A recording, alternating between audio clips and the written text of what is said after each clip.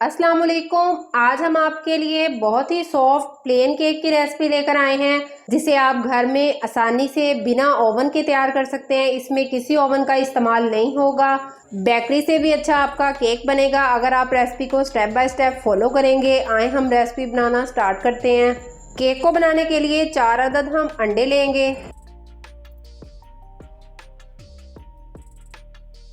अब सबसे पहले हम अंडे को अच्छी तरीके से बीट करेंगे। 5 से 10 मिनट हम तकरीबन इसे बीट करेंगे।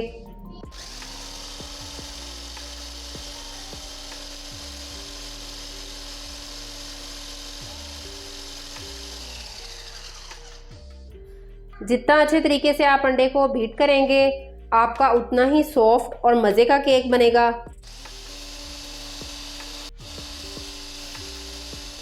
अंडे को बहुत ही अच्छे तरीके से हमने बीट कर लिया है। तकरीबन 10 मिनट लगे हैं हम अंडे को बीट करने में। ये देखें अच्छे तरीके से बीट हो चुका है। अब हम इसमें 1 कप चीनी शामिल करेंगे।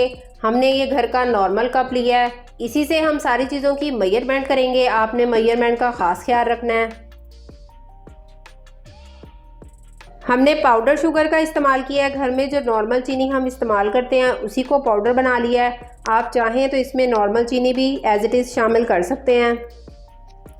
अब चीनी शामिल करने के बाद भी हम इसे अच्छे तरीके से बीट करेंगे। चीनी शामिल करने के बाद भी हमने इसे 5 मिनट के लिए अच्छे तरीके से बीट किया। आप देख सकते हैं कितना फ्लफी सा हो गया है। इसी तरीके से आपको इतना ही बीट करना है। अगर आपके पास हैंड बीटर ना हो तो आपको परेशान होने की ज़रूरत नहीं है। जिस जग में हम जूस बनाते हैं आप उसमें भी ये प्रोसेस कर सकते हैं। चीनी और अंडे को अच्छे तरीके से बीट करने के बाद हम इसमें 3/4 कप कुकिंग ऑयल शामिल करेंगे। आप देख सकते हैं हमने कप वही लिया है। इसको भी ऐड करने के बाद हम बीटर की मदद से 2 से 3 मिनट के लिए अच्छे तरीके से बीट कर लेंगे।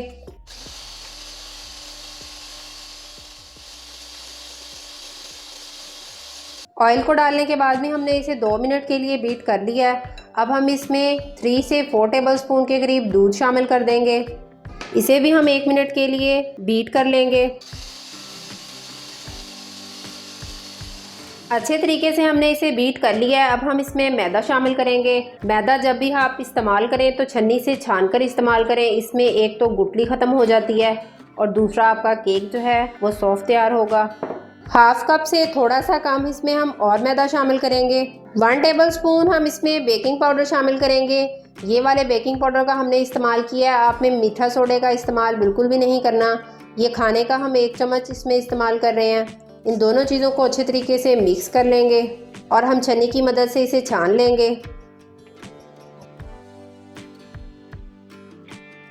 अब हम इसे एक ही डायरेक्शन में इस तरीके से मिक्स कर लेंगे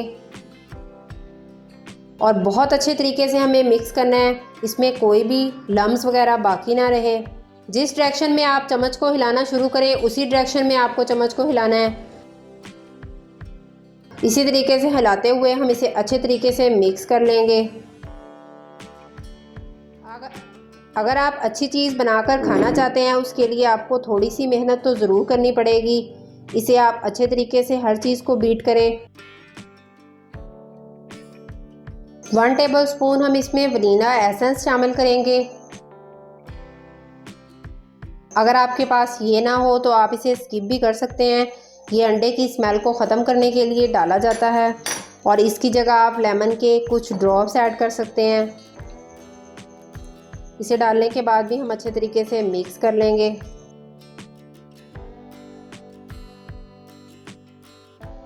इसे हमने बिल्कुल अच्छे तरीके से मिक्स कर लिया है। ये देखें बिल्कुल इस तरीके से होना चाहिए। केक बनाने के लिए हमने ये घर का ही एक बर्तन ले लिया। अगर आपके पास केक का मोल्ड हो तो आप वो भी इस्तेमाल कर सकते हैं। सबसे पहले हम इसे ऑयल से ग्रीस कर लेंगे। अच्छे तरीके से हम इसे ऑयल से ग्रीस करेंगे। अच्छे तरीके से सेट कर देंगे। इसे भी हम ऑयल से ग्रीस कर लेंगे। अब हमने ये जो केक का बैटर बनाया है वो ऐड करेंगे।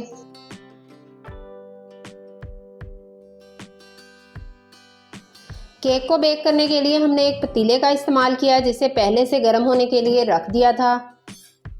इसमें हमने एक स्टैंड को सेट कर दिया है। इसके ऊपर हम केक को रखेंगे। और ऊपर से कवर कर देंगे। 1.5 घंटे के बाद हम चेक करेंगे, अगर हमारा केक तैयार हो जाएगा तो हम इसे निकाल लेंगे, वरना थोड़ा सा और टाइम दे लेंगे।